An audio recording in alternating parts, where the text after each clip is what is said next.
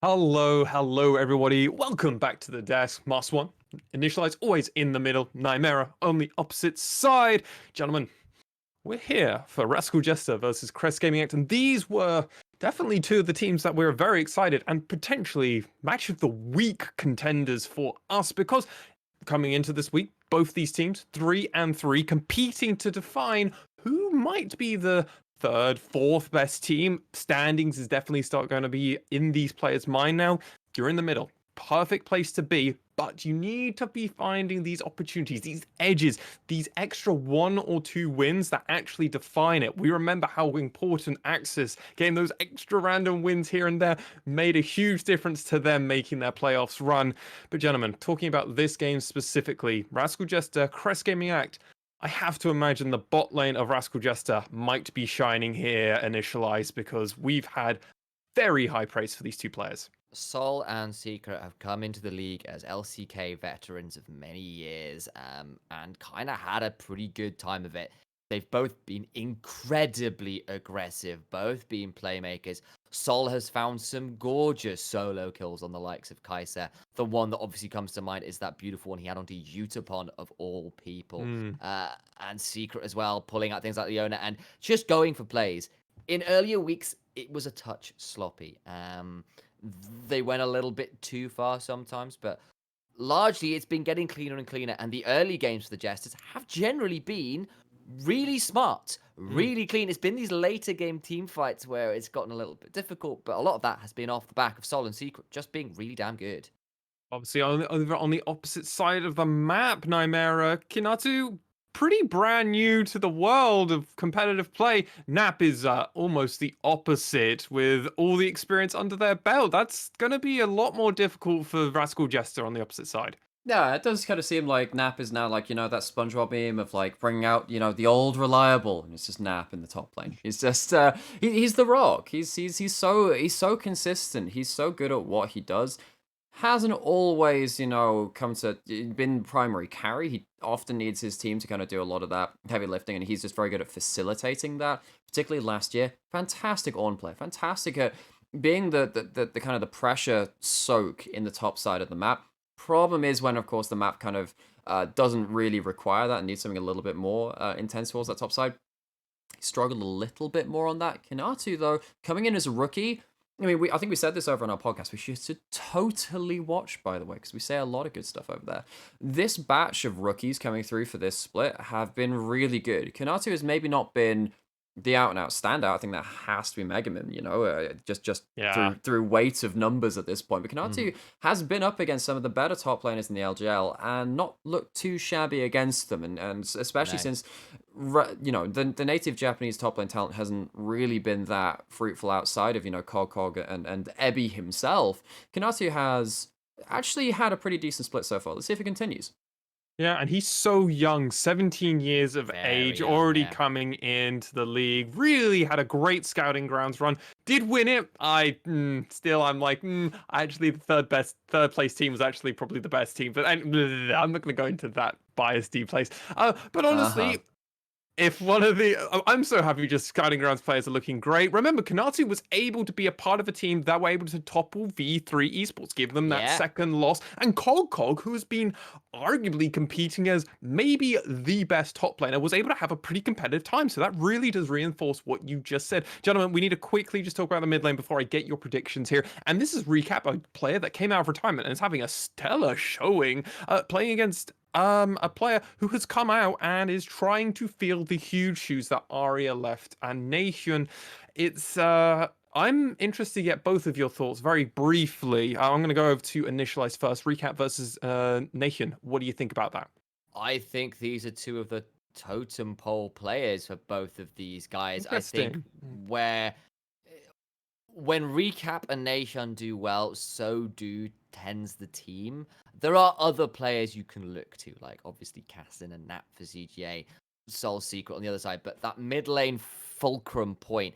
If these guys get ahead, the game looks so much better. If these guys have some control, their junglers feel so much happier, and they've both got the Yeah. talents to do it, which is perhaps a bit of a surprise coming into this split. They have really impressed. Yeah, Nahun has been very impressive. Obviously, the junglers have been assisting both of them, Nymera, and Hachimecha has been keeping the Jesters, like with Recap, kind of on this totem pole. I agree. I think Hachimetra has been one of the standout junglers, and now kind of having escaped kind of the ELO hell of Rascal Jester's summer 2020 roster, which just did not Yikes. work out. Hachimetra looks comfortable, looks back in their prime, and has a champion pool which is doing pretty effective things in the LJL. Of course, on the other side, has to face up against Cassin, who has been a bit mercurial, has either, dove under mid-tier 1 early into the game and given up kills, or been, this hugely fed Rek'Sai diving top lane over and over and actually doesn't care about turrets at all. This couldn't actually be a more diverse jungle matchup for me, because Hachimetra is he's the slow, steady, consistent, always there jungler, and Cassin is just flip-flopping between the two extremes. Really interesting to see which Cassin we get in this game versus the Hachimetra we pretty much know we're going to get. I'm hopeful that Cassin will be the first player in the LJL to bring out Kayn. I'm expecting it at some point. We saw it from Blank last year. We saw it from Blank in one game last year. And I feel like with the rise of Kayn in international play so far, maybe we'll see it here. Go on, Initialize. I can feel like you're oozing something to say around this.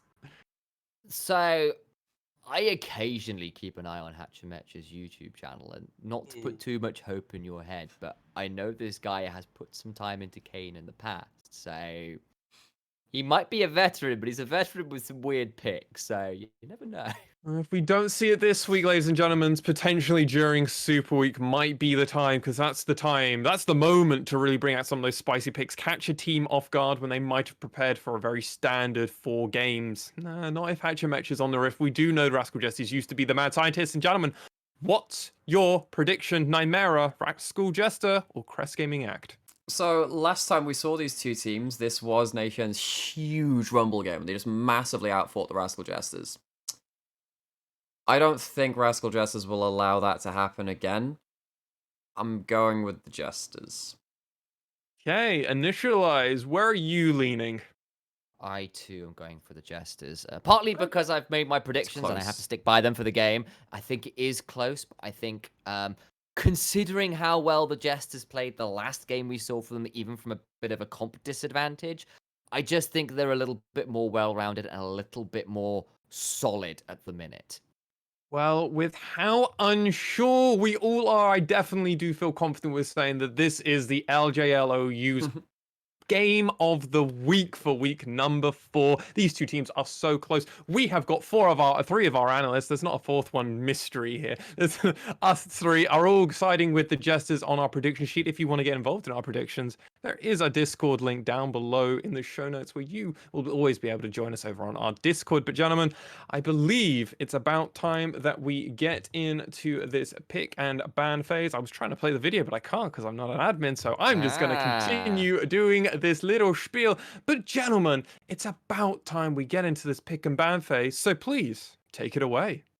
Thank you so much, Lexi. We are indeed into picks and bans. CGA will be on the blue side, Rascal Jester over on the red. And that means it is Nap, Cassin, Nation, Milan, and Alchemy making up CGA's roster. On the other side, of course, it is the trusted veteran team of Rascal Jester. I think they're actually the 2nd oldest team within LJL esports. Actually, might behind just be DFM? equaling. I think they actually might equal DFM. They're one of the two. Well, Either well. way, they've changed faces many times, but the current roster will be Hinatu, Hachimetra, Recap, Sol, and Secret. Few bans have come through already. It's been an AD carry focus for CGA, plus now that Orianna. Whereas the other side, it is Naps, Gragas, which of course he has looked pretty damn good on, alongside the Twisted Fate away from Nation. Well, you say that. I mean, a lot of global Cassin, threat is pretty good. Remember, Cassin plays that Gragas jungle. Oh, That's he does as well. You're absolutely right. We were saying this in the last last Champs Live. So they're okay. So that's an early Gragas lock-in. That's a flex pick in a way that most teams are not flexing that pick. Now, Redacton, we don't see that mid lane too much, so it is less of that flex pick. Picking it away from Kanatu, I think this has been Kanatu's best champion. But, I mean, I look at this blind pick Renekton with nothing else on the board, and I think, okay, you can definitely set up a lot of comps which now punish Renekton to say you don't have a good laning phase, and you're going to struggle in the team fights. And it also means that Udyr has been left up and not picked as Blue 1, which is always a little bit of a nerve-wracking thing to do, and Hachimetra will pick that one up quite gratefully. That is Udyr locked in. Now we're going to see what they want to lock in alongside it. AD carry would make some sense. Or perhaps a top laner here, because you know what it's likely going into, unless Nahon wants to pull some real weirdness and flex it to mid lane. Well, let's see what the tier list is. Of course, you were talking about those AD carries being important to lock in. I mean, I'm looking at Alchemy, I'm looking at Secret and think, well, I mean, Rel is still a thing. You've got Alistair, but it is going to be that choice top lane matchup into the Renekton in the Gnar. Gnar tends to slightly win out this matchup. You don't tend to crush Renekton in the laning phase. Renekton can certainly overpower Gnar in the earlier team fights when the Mega Gnar is less impactful, I suppose, when you don't have, you know, people who always die within the duration of the CC because everyone's got 3-4 items that just burst people out if they give them half a chance. And on the other side is going to be Renekton Talia locked in and the Rel alongside it. Tale as old as time, song as old as rhyme. Talia plus Renekton. It ain't Renekton Nidalee, but the point still stands. Point and click CC sets up for Talia's combo so beautifully. Lock it in alongside Rel, and they've got themselves a very potent engage combo. On the other side, though, the Jesters rapidly lock themselves in a Kalista, which is throwing down the gauntlet versus Milan and Alchemy, frankly. It is, but we just saw Sengoku take DFM's first loss of the split by playing that by playing that Kalista. Kalista is one of the few champions where you can just hard force bot lane because they get that lane pressure, and if you get to play as though the jungler isn't there and Kalista gets to play aggressively for the entire laning phase, she is amongst the strongest win conditions in the pro level of League of Legends. Now the question is, well, what are you going to look it in with? Probably something actually like AP Jarvan support is really good with Kalista. You get to go in, have a hard engaged support, which gives you the attack speed buff, which is so important for the Kalista. He uses that as pseudo mobility too.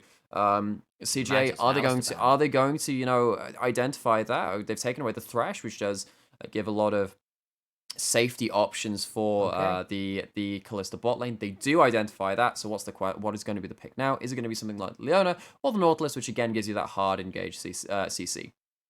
Yeah, Alistair, all the likes. I mean, Jarvan has seen a little bit of player support, especially with something like a Kalista. You can do some that's exactly what I'm saying. Has already played it in the jungle, though obviously, you know, it is Udyr is the one that's locked in, so it would have been a support pick.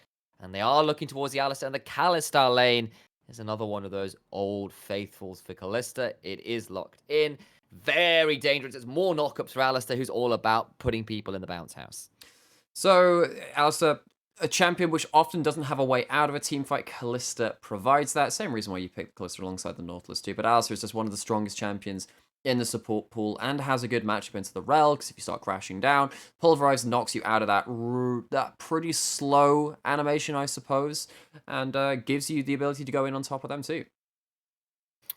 Milan, though, will go back to the Misfortune, which is something they have done multiple times. It is by far their most played right now. They really appreciate having that option. Misfortune plus Rel is also a really nice level 6 combo. The problem is it's going to be into the Kalista and the Alistair, who can really easily dive on top of MF if she's not strutting away fast enough. CGA's final pick, though, will be the Set, which is likely going towards Nation in the mid. Quite a V3 comp, honestly, for CGA it is, here. But I'm really sad that actually this is the game that we didn't see the Rumble, because we look at this set and I think, okay, well, how do you deal with this Kalista? You can set ult the Kalista. That's definitely something you can do. But what happens if you don't get that target accessibility? Now you have to play against a Syndra who can certainly do pretty nasty things to these set mids and stuff. But I look at this Kalista from Sol and I think, there isn't enough target accessibility for me, and there's too low a range from CGA to really put tons of pressure onto that Kalista. I'm worried now for CGA in terms of what happens if this Kalista gets ahead. This now puts the onus completely on the early game, and unfortunately that means that this Renekton Talia combo on the top side is probably not the area of the map which CGA wants to be focusing on. That's just it. Do they just leave Misfortune and Rel to play weak side and hope they can survive or turn things around and then really hard focus top? Or do they try and counter jungle? Because Rascal Jesters have really set up with their comp to leave Kinatu playing weak side, hopping away whenever anybody turns up, and yes, bleeding some CS, but bringing down the Syndra with the teleport, bringing down the Udyr, and just trying to detonate the bot lane over and over and over again. Exactly, and I mean, we see those full comps now, and I look at what CGA have, and it does seem like they do. I mean, that's a good combo in and of itself. Lots of places are set up for the Talia. The Talia has to be a primary carry. I'm worried what happens if Kazin doesn't get off to an early start. But they need to get on top of this Callista. That's the story of this game. That's why I've harped on about it for the last couple of minutes, and I'll shut up about it at some point. But, as soon as it turns up in game, I will reserve the right to say, I told you so. I noted the right is reserved, and I think while we're kind of reserving said right, let's instead talk a little bit about Cassin, because I think you're quite right that if Cassin does not get ahead on this Talia, considering all the setup in every lane for Talia to get going, then this comp falls apart real fast for CGA. It does. So my main worries are, okay, so Milan and Alchemy have not particularly been a combo which have done well in lane. They have struggled to punish even strong 2v2s, and last game they stayed even, but they lost priority. Losing priority versus an Alistar that can roam in the Callista, which just shoves you in and takes hard trades and allows you to actually dive in so many situations by allowing the Alistar to tank reset aggro with the Callista ultimate. It means that I look at this kind of so far it has been the weak point of CJ in this bot lane. I look at that and I say, okay, this is an awful draft for what you've focused towards, because Rascal Jesters have just forced the issue. Yes. Yeah, exactly. And Sol and Secret have also been so consistently good, largely speaking, or at least consistently aggressive. This could be a point of pressure. I mean, to CGA's credit, Cassin could turn up theoretically to any lane and have a lot of CC to set up for a seismic shove. Like, Renekton's great for it, Set's great for it, Rel's pretty great for it. So, like, if Cassin can just roam between lanes and just pick up kills wherever he goes, that works out really nicely. But you kind of said that, this bot lane is already going to be a bit difficult. And if it turns into a 3v4 or a 4v4, I don't think it's going to be quite as easy as just CC into seismic shove. No, that's the problem, right? I don't think it's I look at this bot lane too, and it's not like it's actually the easiest job to get on top of that Callista, because if you're going in with the Rel, like we said, the pulverized headbutt away by Alistar can disengage Rel very, very hard. So it's going to be a hard setup in that bot side, where honestly a lot of this game is going to be decided around. Maybe if they snowball hard enough through that Renekton, and Renekton is suddenly holding this Callista to account, the story of the game changes. But it has to be the narrative written by CGA, because if this game goes any semblance of even in the early game and this Callista's in the game, I think it's going to be very difficult for them. Look, history is often written by the victors, and CGA would love to be writing this one. I kind of like that idea that bluntly they had to take the command of the game, this game themselves. We're onto the Rift. Picks are already out and about. It is another one of those 5-man fans. No real wards early on to speak of, and I will be very interested to track the early pathing of both of these junglers. It's looking like Cassin wants to start bot lane and move towards the Renekton, which makes sense in some ways, but it does mean likely that Sol and Secret won't have enemy jungler attention, at least early on. No, and that's a very dangerous thing. Sorry, not Callista. Well, it is relevant to the Callista, though, because Talia is not really the champion that wants to do 2 camps then gank. You're not someone like, Cassin has played stuff like the Jinzao, which can absolutely do red buff into gank. One thing. Sol going to get found out in that brush, and this actually could be an interesting way to do this. If you're going to do a late invade and force vertical jungling, that puts this bot lane of Rascal Jester in a bit more of a hot seat. It definitely does, but recap starts the W! Oh, that's huge! That's so that is nice! so nasty, because that delays the start so much. Cassin can still take the wolves here, but starting W is a thing which Syndra has done in the past, because it's actually relatively high damage at that level 1. And plus, you're against, the melee matchup anyway, so it's pretty easy to slow them into the wave. Recap starting it, stopping that level 1, and this is exactly why you don't end up leveling anything until you need it in the early game. Well, there's your Twitter vote. The Jesters coming out on top.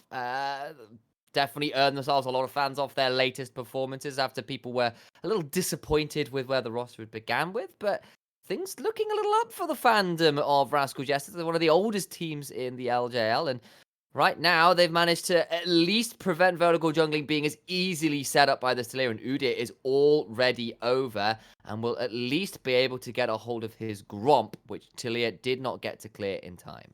No, and part of the reason is because didn't get to kill that blue buff first, didn't have the extra cooldown reduction or the mana regen. Well, the mana regen is less important, I guess, with this first half of the clear. Still get the blue buff to start regening you up for your second quadrant. But yeah, just slowing down that clear by a couple of seconds has been quite important. That's two turret shots. Flash Three? in for the double up. Nicely done from Milan. First blood comes out as Secret got interrupted on the attempted engage. I gets stunned by the rel of repel, attract, repel, and then gets crashed down under the turret for 3 turret shots total. Flashes out, heal comes out. It's just not nearly enough. And Sol and Secret, we've talked about these guys being so important to the team of Rascal Jester, and they're off to a horrible start in this game. And this is kind of the other side of Sol and Secret. They love to play aggressive. Secret loves to pull the trigger, go for those very aggressive trades. The problem is early on, when you've not got all that much tankiness, the turnarounds can be so viscerally nasty. I appreciate the fact that Hatchamecha managed to break vertical jungling. I appreciate the fact that Recap managed to start the W and make things a little easier on the bot lane, and Sol and Secret therefore felt comfortable to shove up. Problem was, if you get punished in the 2v2 despite having been set up to try and win it, that ain't a good look. No, it's not. I mean, I guess you have to be worried about the vertical jungling, but that wasn't about the map state. That was just a straight misplay. You know the counterplay in the Rel Alistair matchup. It is well studied at this point. Reminds me of the Mordekaiser on interactions of last season, where we did see that matchup so often. At this point, you should be practiced enough to know how dangerous that is. Gets stunned under the turret, doesn't get to complete that combo, and that's really, really awful now for this 2v2, as you were saying. Yeah, at least, of course, it's still a flash down from Milan, which is very punishable, and they've still got pressure in lane. They haven't really been forced to shove back, which is good news for the Jesters at least. And, as I said, the vertical jungling hasn't really come through, so they have felt okay to shove up. But Cassin is now here to try and continue to punish in this bot side. There are no wards, and Secret needs to be a little afraid about where they are positioned, especially if Cassin is looking potentially to come in this lane. But turn around to the Krugs. A ward has now gone down. The sweeper has been used. That will force Rascal Jesters to, well, rather force Cassin into a bit of an awkward path if he does want to come down to this bot lane. Exactly. We've yet to see anything really coming up on that top side from Kassan and Nap, I guess. So, but Kassan, well, this is the thing. We knew that with the Kalista, the focus would be around this lane, and it does somewhat buy Kanatu just a little bit of freedom in that top side of the map to know that probably Talia doesn't want to be up in your lane. Cassin now think about coming in. You saw Hatchamecha try to stop the first Drake, but knowing that Cassin was around forced him to pull away and couldn't start it. Would have been a level discrepancy as well. Threaded volley comes through, but that will just force the recall from Hatchamecha. It's like, okay, done what I can right now. Try to go for the Drake, didn't work out.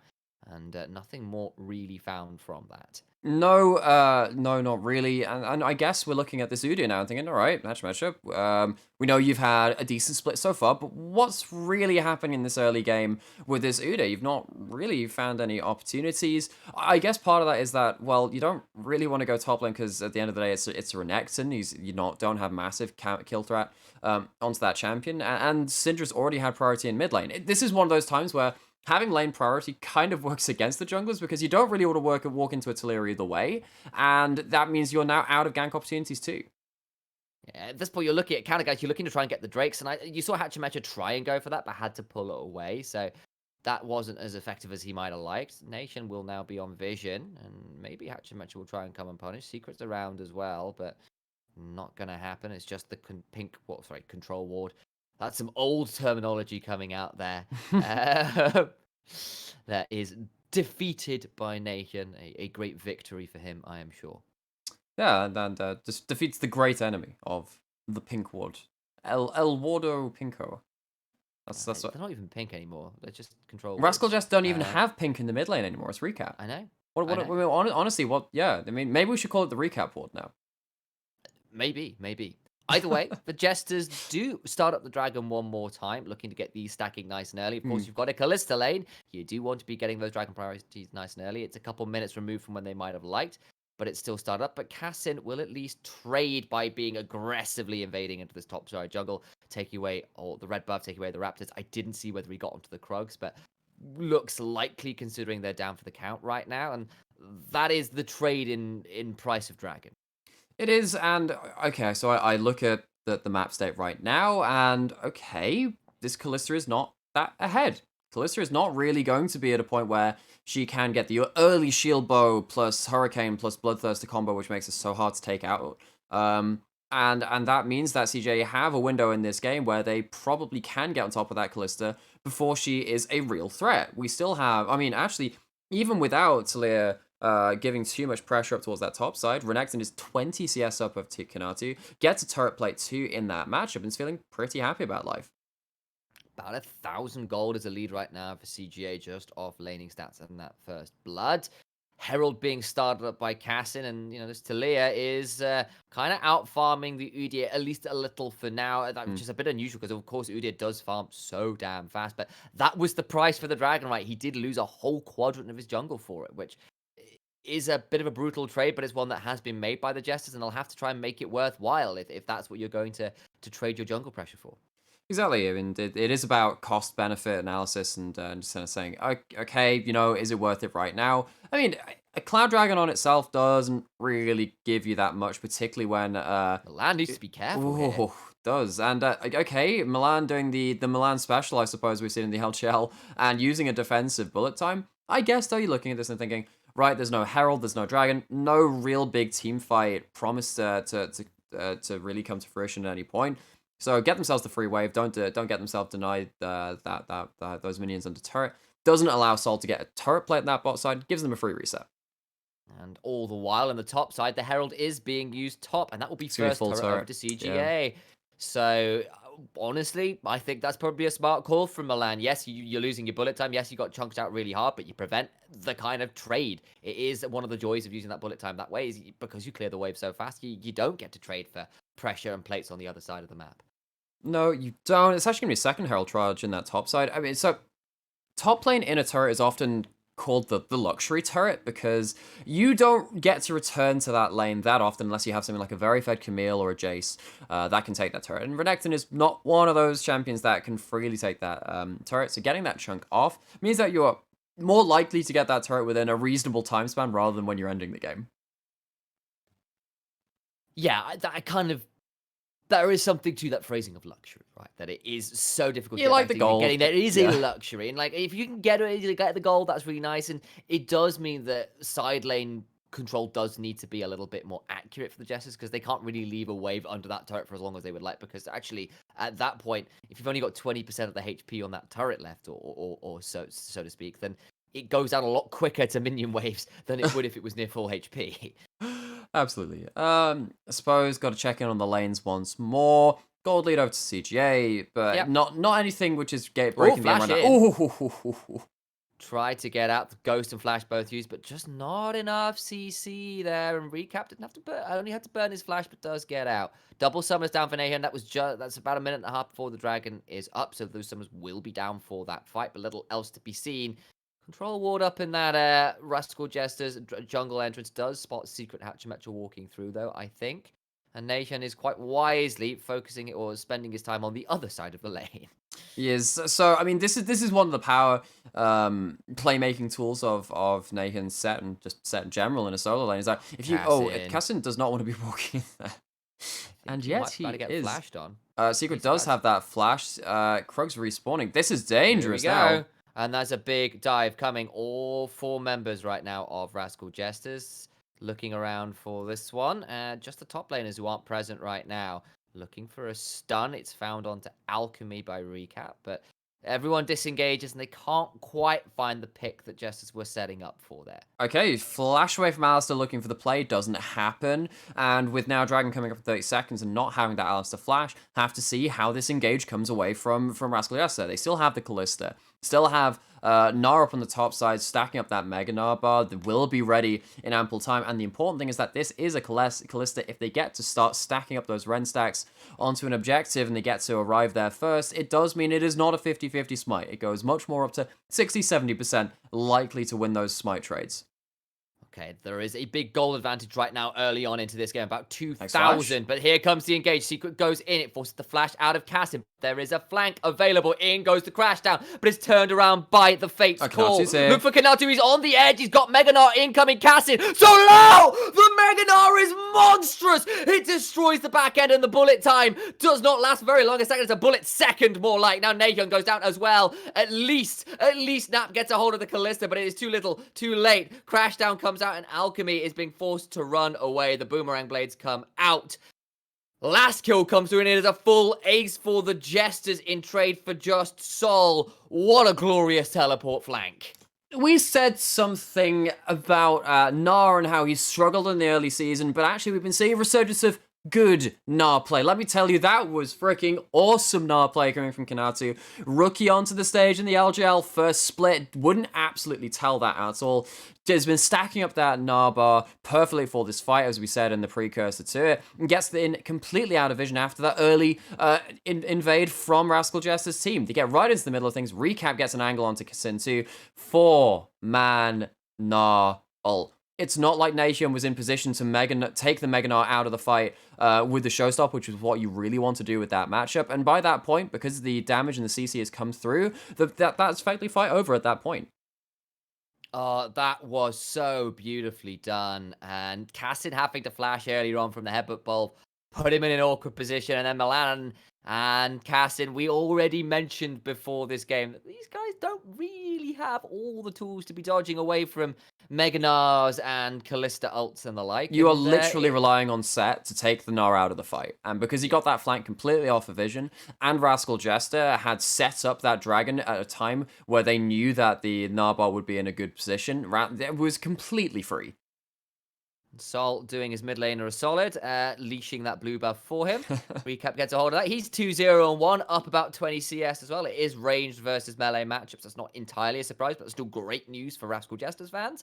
And this Gnar that was down 20 CS, lost first turret, can still turn up to team fight, still play that weak side engage, and that's all you need if you're pulling off that kind of flank. Absolutely. Doesn't even have the mythic net. Didn't even need it. The base stats of Gnar and the base stats of his abilities is just so much damage in these early fights too. I mean, it becomes very apparent later on into the game when you have stuff like the Stride Breaker and get yourself a Starix or something like that. That actually, yeah, your damage is relevant, right? When you're in mini Gnar, even if you hop out of Mega Gnar, it becomes pretty nasty for someone like an AD character 1v1 that champion who also builds Tabby, so they have a decent matchup into a lot of the physical damage coming out of your roster. That Gnar is actually pretty relevant now already. He's got himself up to the early 4-kill participation after getting a little bit slammed in the early game and having all those plates taken away from top lane, but now with all that gold, has an XP lead and probably will be holding lane amply for the rest of the game. Will do, and it puts the gold to pretty much dead even. And the thing is, the Jesters traded the early gold for the dragon stacking. They've now evened the gold and are still stacking the dragons. It's going to be I think it's a mountain rift. I've not quite been paying enough attention, I'm afraid, guys. It is actually an infernal rift. You can tell because the walls going down. Yes, the really annoying ones. I'm sat there. I had a moment. I was like, The really annoying one is if it's cloud or ocean and like you're focused on like mid lane because it doesn't really change that much. You're looking at the minimap like, all right, how's the geometry changed? Let me get my ordnance survey map out. Do you reckon they do an ordnance survey map of I was running. But that's true. I mean, ordnance survey would get real irritated by the fact it's like, okay, it's just changed. Okay, right. Okay, well, our ordnance survey map no longer works. We've got to redo it for this infernal like catastrophe that has torn apart the environment. It's like, global warming affects Summoner's Rift worse than most places. Map of Summoner's Rift, just like asterisk, subject to change. That's what I'm saying. I mean, this is what happens when you don't treat the environment very well. You're killing off endangered species like dragons. Honestly, the environment, it takes a toll on you. It changes the map, the geography just changes, and the geography of this game might be changing. As Hatchmetra is walking pretty far up there. The second Herald gets no charge taken up, and that's the crash down in Magnet Storm as well. 3-man Magnet Storm, but the Unleashed power comes through. Hatchmetra gets out, and alongside the Fate's Call for Secret going into Flash, out, gets one back. But now Sol is in trouble, goes down to Milan. It's a 1-for-1 right now. 1-for-1? But I look at how that fight started with Secret getting caught out and then kind of see Rascal Jester having to pick up the pieces, and that should not have been a 1-for-1. Recap has a huge scout of the week. Syndra's power as a champion often in teamfights comes from punishing over-aggressive dives. if you end up getting brought into the front line, getting Q ulted and then E'd through the rest of your team, things go pretty badly. And because Recap did pick up 2 of those kills earlier, has the early Leandries, has a lot of value on the on just getting AoE damage down. Secret having to minion taxi their way out, but Sol is just not in this fight. It is literally Recap saving this fight from absolute oblivion because he gets a 5-man stun. Then Nahyun cuts into the middle of the fight with a 3-man facebreaker and turns things around for their own right, really. Both of these mid laners saving this fight in one act of the fight and then kind of re-saving it in the second act. Yeah, and you saw Sol's like, right, quick, we've got this Callisto, and it nearly works, right? They nearly get a massive pop. The problem is they can't quite get close enough to put the damage on. You can see Sol was hoping for it, but Nahyun says no real quickly, and Callisto doesn't really have a lot of ways to disengage a set from on top of her face. No, unless you've got, well, that's Alistair's job, right? You can use your ultimate, get on top of them, but Alistair just used the minion taxi, well, just use the headbutt to get to a minion to try and reposition themselves. Sol, it seemed like Sol and Secret, much like their earlier plays, a bit miscommunicated, and now we need to see where that communication lies as another fight around this dragon is brewing.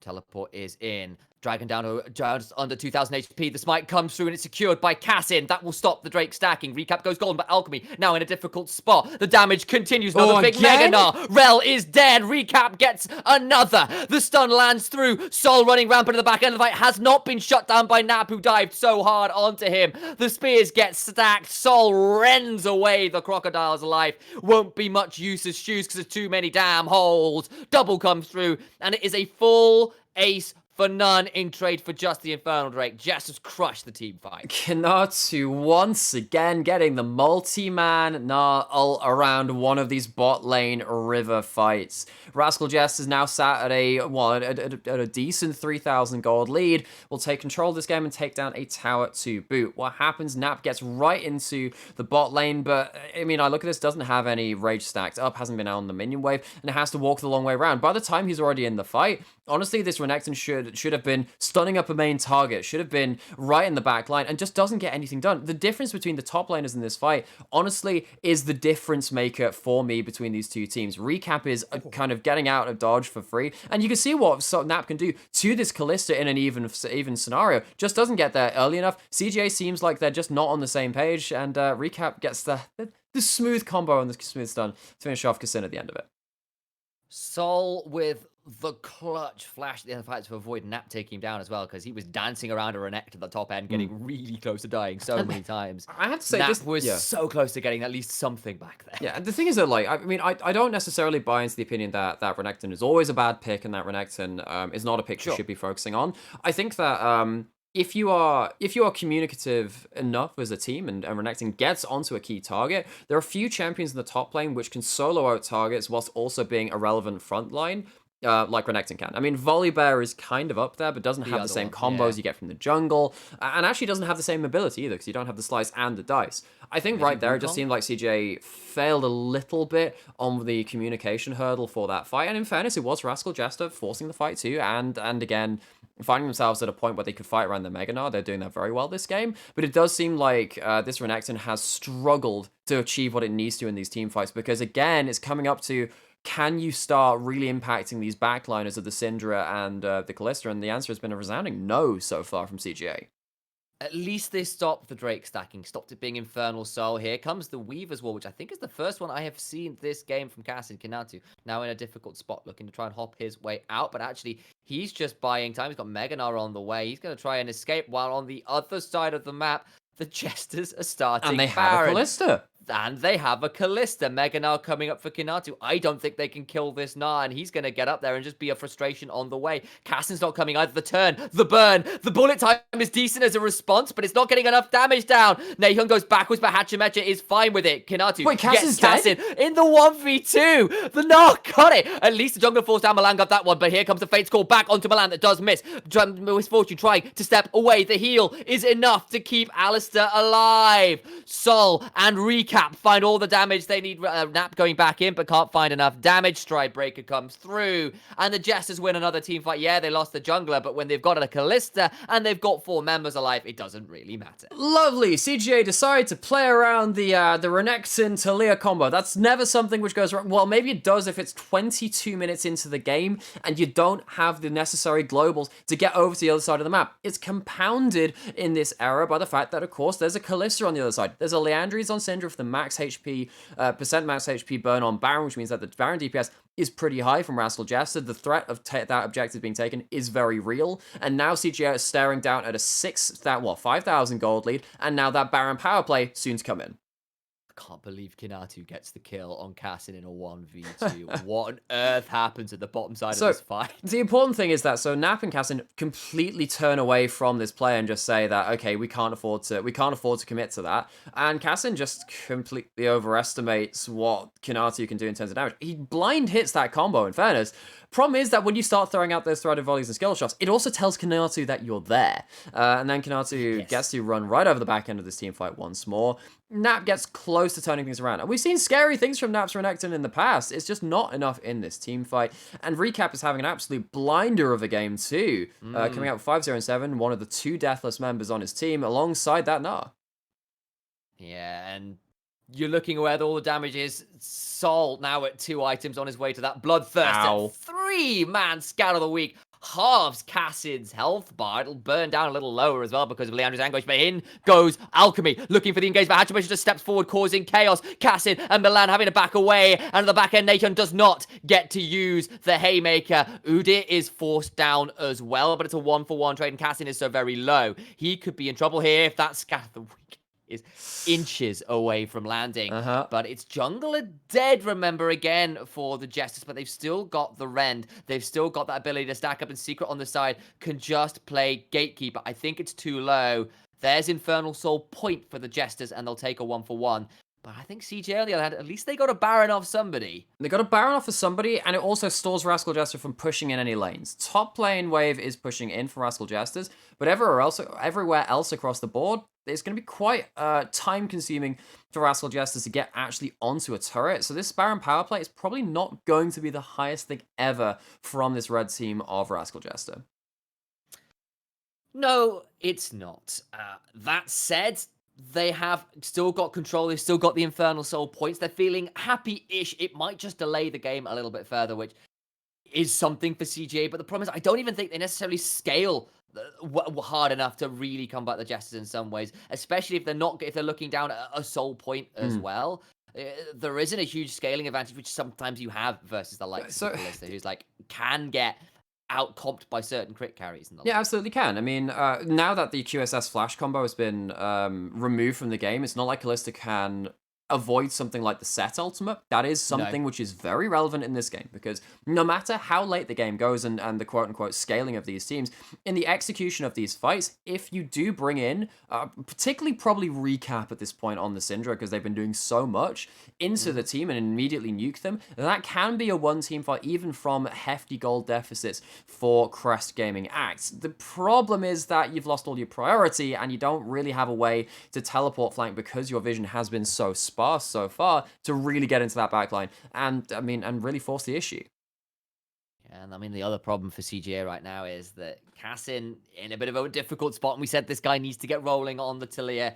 Hasn't really done so. Milan at least has found some decent kills, but is still down a little bit here. It's probably the most even of the team members because he has picked up a few kills. And really, it's all eyes on a good bullet time right now, it feels like. And that's quite hard to continue to keep up when you've got an Alistair aiming for your head, an Udyr aiming for your head, a Gnar aiming for your head, just Scout running at you. Yeah, exactly. There's so many ways to interrupt that bullet time. And it's not like it's a Gale Force where you can reposition. No, it's not. I mean, I can understand why you go for the Kraken Slayer. Because absolutely. You need to get the DPS from somewhere. And in fairness, Milan has 4 out of the 5 kills that CJ has. Part of that was gifted in that early game because of Secret and Sol's miscommunication and misplays under the turret in that bottom lane. But, I mean, Milan's still going to find it hard to make anything work from that. You need to be able to get, like you said, that perfect bullet time, because besides that, your target accessibility, particularly onto Recap, who's sitting at that longer range, is just not enough.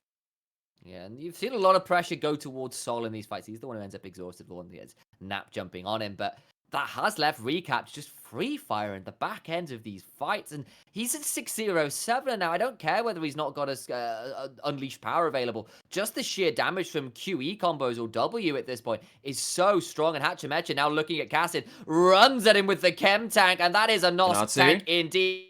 Need for Speed, Tokyo Drift out here in the LJL Nation. Gets a haymaker, it's decent damage, big bullet time. Actually from Milan, finds a good angle, but the scan of the week over the wall is still not enough because he gets the double up. That is fantastic news from Milan. Shut down onto the Alistair, and CGA have found a fight. Massive, massive flank angle from Milan. For the first time in this game, Kinatu cannot find the ultimate. The CC doesn't come through, and the backlane carries of Rascal Jester are eventually shut down. CGA find themselves that fight we were talking about. It's about the execution. Scaling be damned. They kill off the carries, and they take the fight.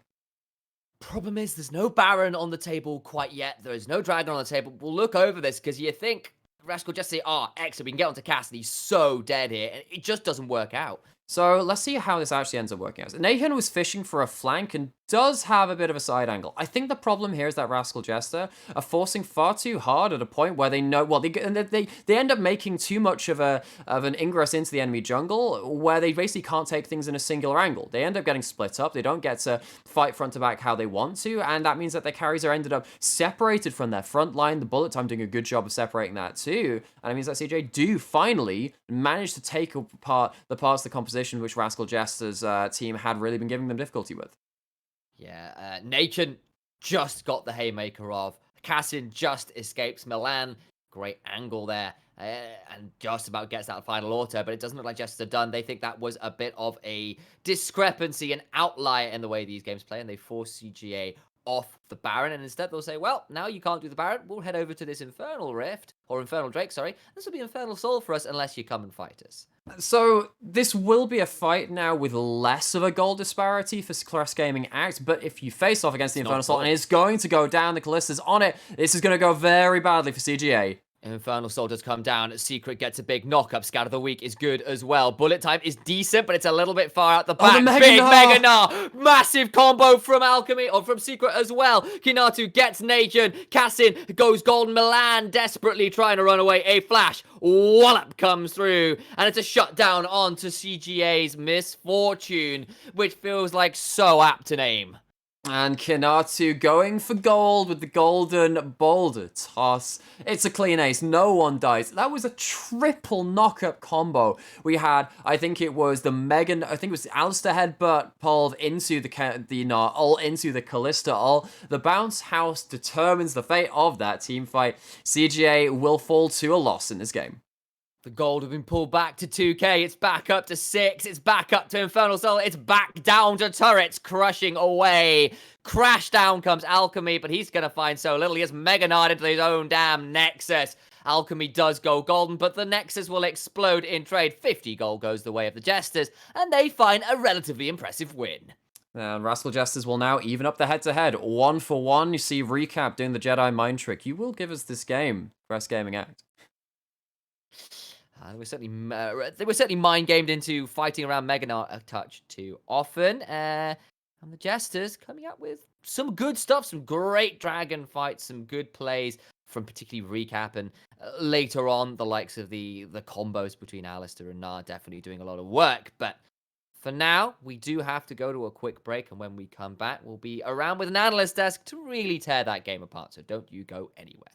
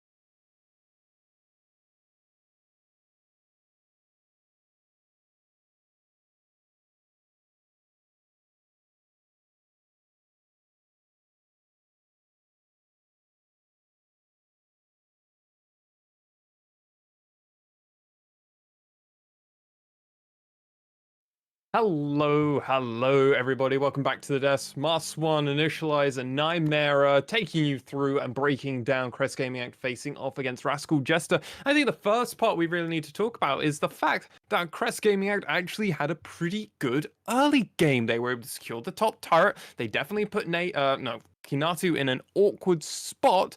And they got first blood in that bot lane through maybe the incorrect play from Rascal Jester Nymera. It looked rather good. So, I mean, we were worried coming out of Champs, like, okay, what do you do if this Kalista gets ahead? You've got this bot lane which is going to draw so much focus to it. Can you really play around your, your Renekton and Talia combo? And this, so what CJ did in the early game in terms of, okay, well, let's try and get this vertical jungling start. Let's try and make sure that Talia's a little more present around the bot side of the map. It worked out pretty okay for them. Of course, that bot side player was somewhat disrupted by Recap starting W and just stealing the blue buff and just yoinking it out. Things got a lot worse, though, for Rascal Jester when Secret did end up going onto turret, taking 3 turret shots because of the CC combo from Alchemy, who punished them effectively. And that meant that actually CJ had a pretty okay early game. I guess the one thing is that they didn't get the Renekton particularly far ahead. They weren't diving the Gnar. They weren't really finding too many turret plates there. Is an okay consolation, But then as soon as they get the Herald, things do turn around, yes. Yeah, so okay consolation price. Sadly, they didn't get the kills, which would have been very helpful and potentially would have put Kinatu in a way worse spot coming into some of these team fights where these team fights were the Kinatu show, if I may say, Initialize, and these first dragons were really important. Both dragon number 2, obviously, we get the amazing 4-man flank from Kinatu on that TP. The dragon number 3, we get another huge team fight where we get an ace and there's a 3-man Gnar ult. Like, this man is just finding these huge Gnar plays, and it's very Ebby based. I feel Ebby-esque, maybe.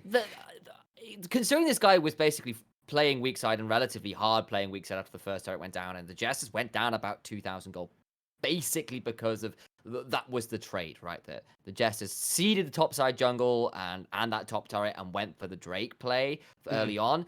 They go for the second Drake, and obviously this makes sense because you're running Kalista, you're running Udyr. That your whole raison d'etre in that early game is, can we stack Drakes? Yes or no? And they do, and then Kinatu is off vision. Kassin had to flash early on. He gets massive Mega Gnar, and he finds so many of them through this game. Like, Kinatu was MVP performance, just considering he was not in the an advanced winning Gnar lane. If you know what I mean, he was put behind. Found so many incredible plays. Hell, gets a solo kill on the jungle in a 1v2, having run from the bot tier 2 all the way over to the Baron bit. Like, utterly nuts performance from this guy. Yeah, and that kind of really leads into the fact that Crest Gaming Act around some of these team fights and dragon fights, and eventually, obviously, you're hinting towards that Baron fight.